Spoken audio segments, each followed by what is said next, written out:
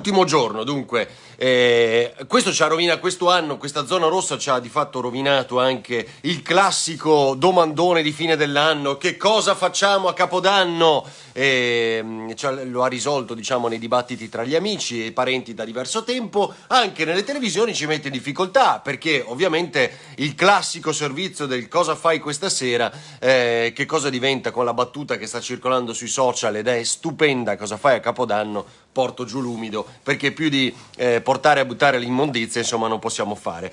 Allora, abbiamo tantissime cose oggi sui giornali. Buongiorno e bentrovati. Io ci provo a vedere se sti benedetti commenti riesco a vederli. Non capisco perché e cosa è successo. Proviamo di qua anche oggi. La conferenza stampa di fine anno di Conte: i vaccini, aumentano le dosi, poi ne parliamo. Il recovery, cosa ha detto Conte, la crisi con Renzi.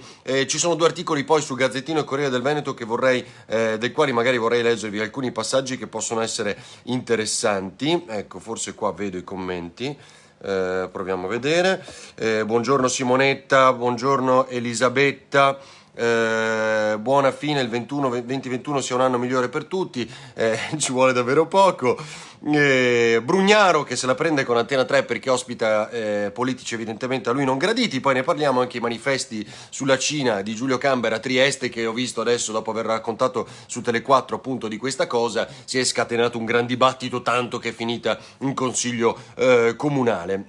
Allora, partiamo dal Veneto. Ovviamente c'è l'incubo, l'ipotesi che possa essere ancora zona rossa fino all'11 di gennaio. Oggi vedremo, no, anzi oggi non c'è la conferenza stampa, mi pare, di Luca Zaia, no, non c'è. Vedremo che cosa succede, perché questo è uno scenario che aveva lasciato intendere, come ha già detto il ministro per i rapporti con il Parlamento D'Incà, e potrebbe essere così. L'Istituto Superiore di Sanità è preoccupato per la condizione del Veneto, ma su questo ancora non c'è certezza. C'è un'altra ipotesi invece, che è quella della riapertura delle scuole. Ieri il Presidente del Consiglio Conte ha detto che spera di riaprire il 50% il 7 gennaio. Arriva per esempio Ricciardi oggi sui quotidiani, mi pare il gruppo Gedi, che dice no alla riapertura delle scuole, la curva è ancora troppo alta, rischiamo ovviamente che si alzi ancora di molto. Buongiorno Avarino, sto aspettando il molecolare, eccolo qua, bravissima Marica. Di questo avevamo già parlato nei giorni scorsi, ma ne parliamo proprio oggi ed è uno degli articoli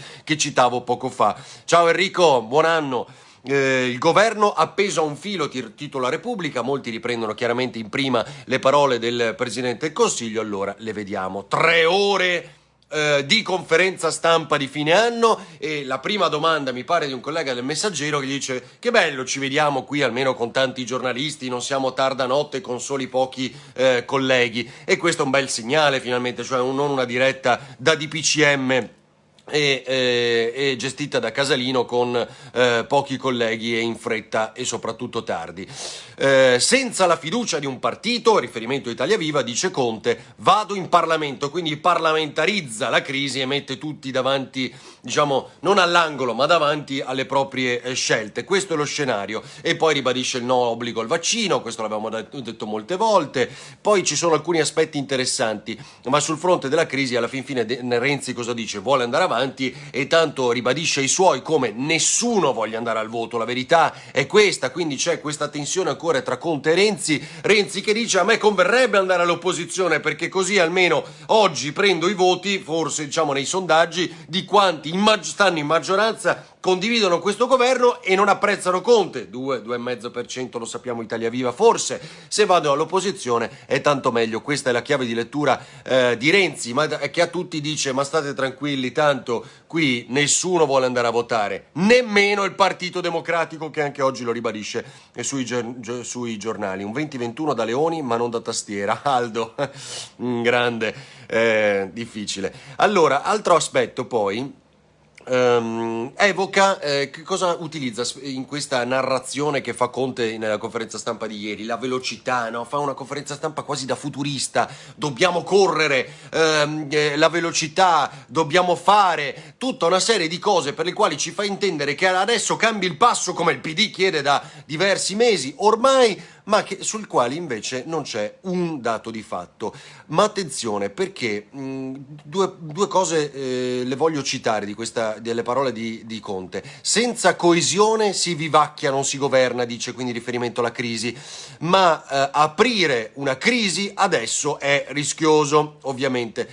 Critico sul tema del rimpasto, che gli viene evocato ancora una volta, se ce ne fosse l'esigenza ne discutiamo, ma insomma non mi pare che il caso dei due vice premier, cioè del governo precedente, quindi Salvini e Di Maio al suo fianco, quando in realtà erano i veri capi del governo, abbia avuto un successo, abbia portato fortuna. Mi pare che dica una cosa di questo tipo Conte, come a sottolineare: mi state chiedendo di fatto di mettere ancora due vice premier, oltre alle varie richieste che sta subendo Conte in questi mesi. Mi state chiedendo di mettere due vice premier, sappiate che quella cosa lì non è che ha funzionato moltissimo. Sul recovery è fantastico. Faremo, la sua frase è questa, attenzione, poi ripresa dal gruppo Gedi in un'intervista, credo. Grazie Diego, un abbraccio, anche buon 2021 a tutti voi, l'augurio di un anno normale. Bravissima Anna Maria, esatto, e che quest'anno festeggiamo appunto portando l'immondizia entro le 22, tra l'altro,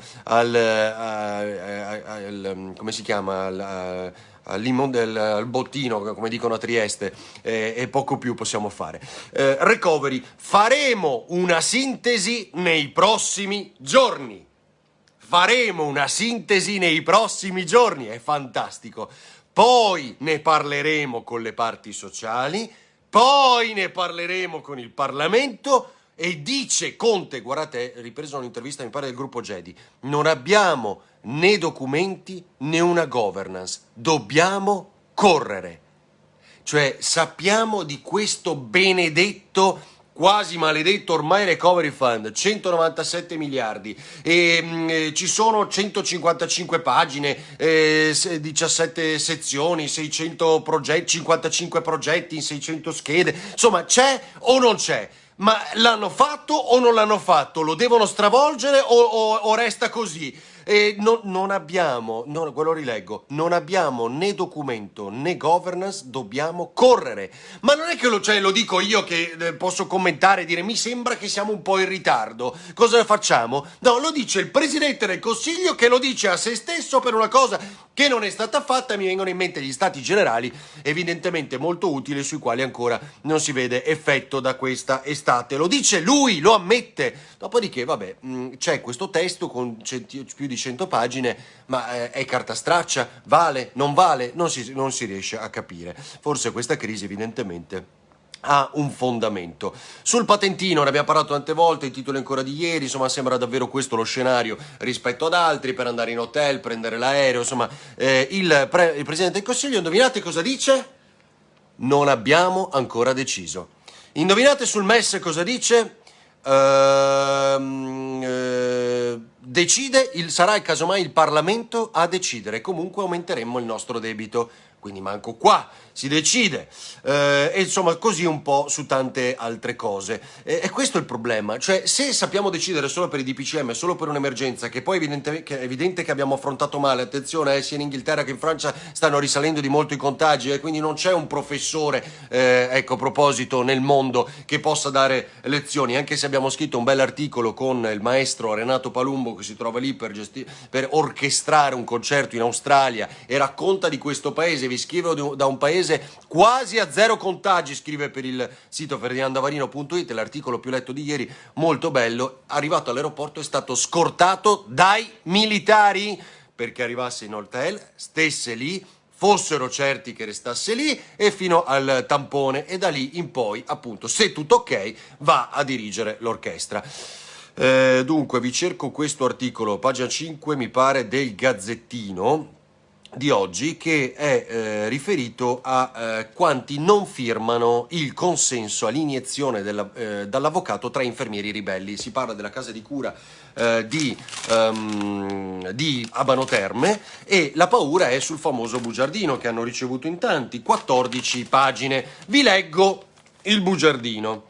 non prendere questo farmaco, non vi dico qual è allergico, a chi è allergico al principio attivo uno di qualsiasi altri componenti di questo medicinale, è in gravidanza, sta allattando, ha la febbre, vediamo dove sono le controindicazioni, sì che me l'ero preparato pure. Le controindicazioni ci sono, possibili effetti indesiderati, come tutti i medicinali può causare effetti indesiderati, reazioni allergiche gravi. Possono manifestarsi con sfoghi alla pelle, gonfiore delle mani, dei piedi, del viso, degli occhi, delle labbra, della gola, difficoltà respiratorie, brusco abbassamento della pressione del sangue, gonfiore dell'addome associato a dolore, nausea, vomito, impossibilità a evacuare, segni di ostruzione intestinale, gravi eruzioni cutanee con arrossamento, vesciche, necrolisi tossica, insomma di tutto. Questo che cos'è? Non faccio ulteriore pubblicità, ma è una cosa che serve, considerato il 2020, a evitare un'evacuazione eccessiva, diciamo, in bagno. Questo è un noto farmaco che ovviamente, come tutti, ha nel suo bugiardino gli effetti indesiderati e spesso sono gli stessi. Questo cosa vuol dire però? Attenzione, non sappiamo moltissimo degli effetti indesiderati o degli effetti a lungo termine dei vaccini. Su questo siamo tutti d'accordo, su questo concordiamo, pur avendo fatto tutte le analisi. Non voglio adesso aprire mondi e competenze che non sono mie. Quali sono le frasi che questi 3 infermieri in particolar modo, mentre ci sarebbe un 20-30% di infermieri del Trevigiano che non vorrebbe sottoporsi al vaccino, quindi una percentuale comunque notevole, i medici dicono, Crisarà, il presidente dell'Ordine dei Medici del Veneto, uno che non vuole farsi il vaccino, un medico, allora è fuori dall'ordine, come dire, non ha senso, no? Cioè, tutto questo dibattito, più che un bugiardino, sembra un bollettino di guerra. Sì, Aldo, ma non è quello come si chiama, del vaccino anti-Covid, è di un qualsiasi farmaco che potete prendere nella vostra cassetta. Guardate, l'ho trovato anche delle pastiglie per la tosse, con qualche controindicazione, chiaramente meno rispetto a questo che serve per evacuare il 2020. Il vaccino, pagina 9, eccole qua, quello che contestano del bugiardino i 3 infermieri di Abano. Il vaccino può causare reazioni avverse, lo ha detto Palù, nel 50% dei casi addirittura, un gonfiore qui, un dolorino qui, una qualche linea di febbre, ma nei più dei casi non si sarebbe nemmeno verificato. Però insomma questo non è stato mai negato.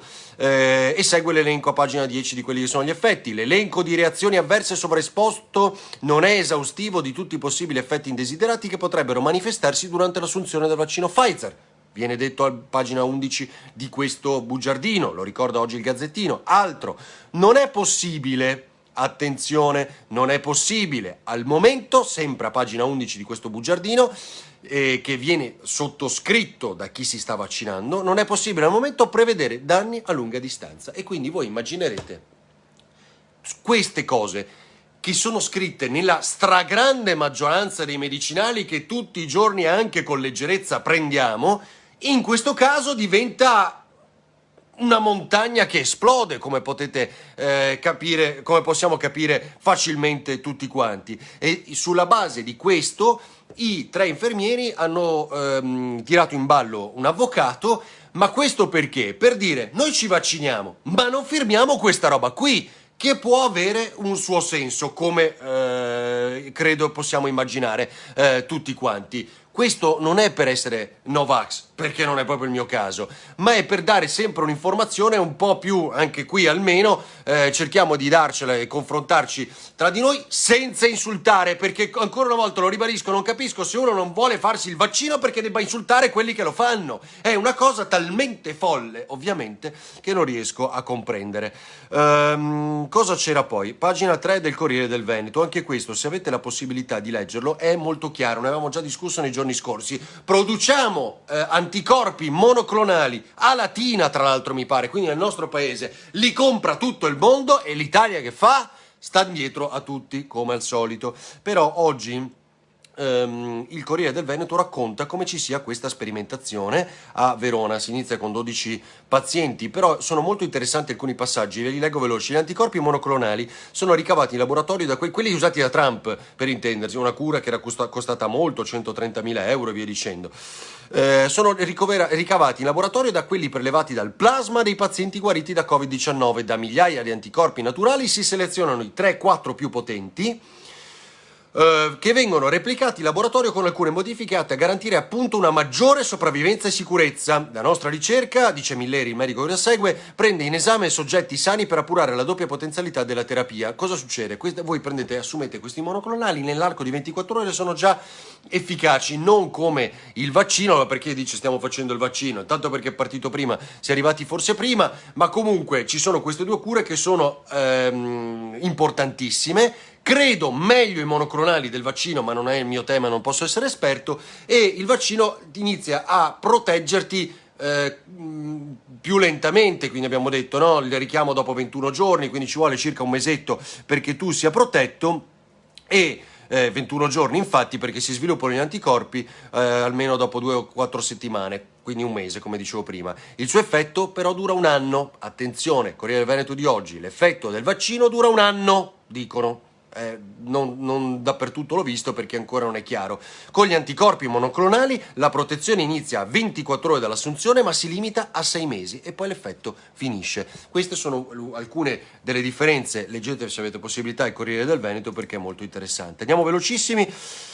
Cosa mi sono dimenticato? Va bene, Conte non pensa a un partito. Noi abbiamo vaccinato 10.000 persone, ce ne sono 78.000 già vaccinati in Germania, ma questo abbiamo già raccontato ieri, la guerra dei vaccini tra i paesi, la Germania che se ne fotte, questo l'abbiamo già detto molto chiaramente.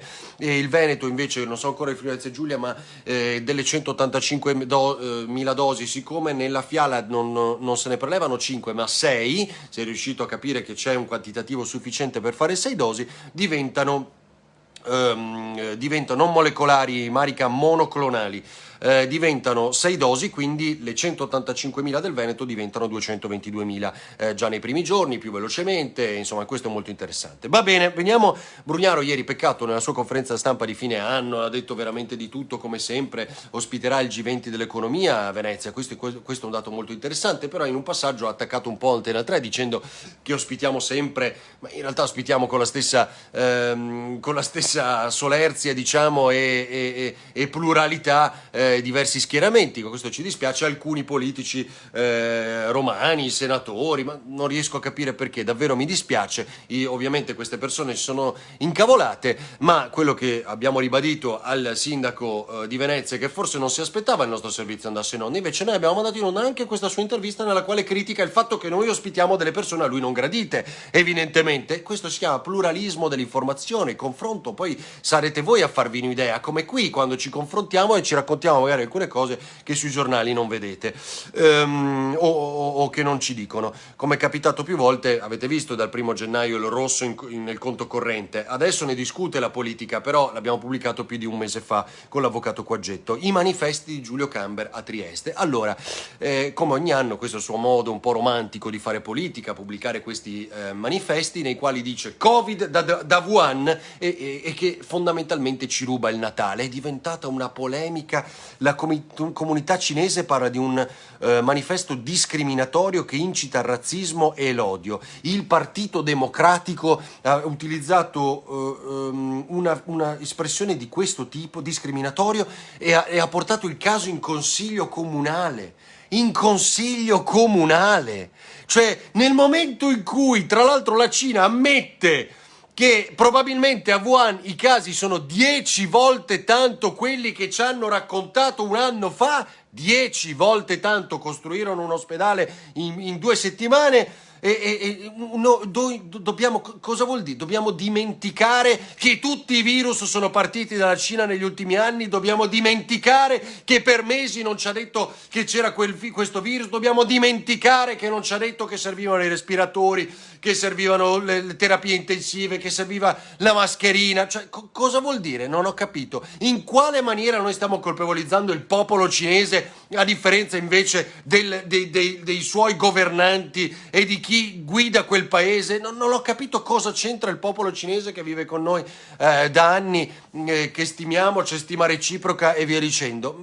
Perché questo servilismo ancora una volta del nostro paese, e non possiamo neanche più dire come è nata questa pandemia? Davvero non riesco a comprendere.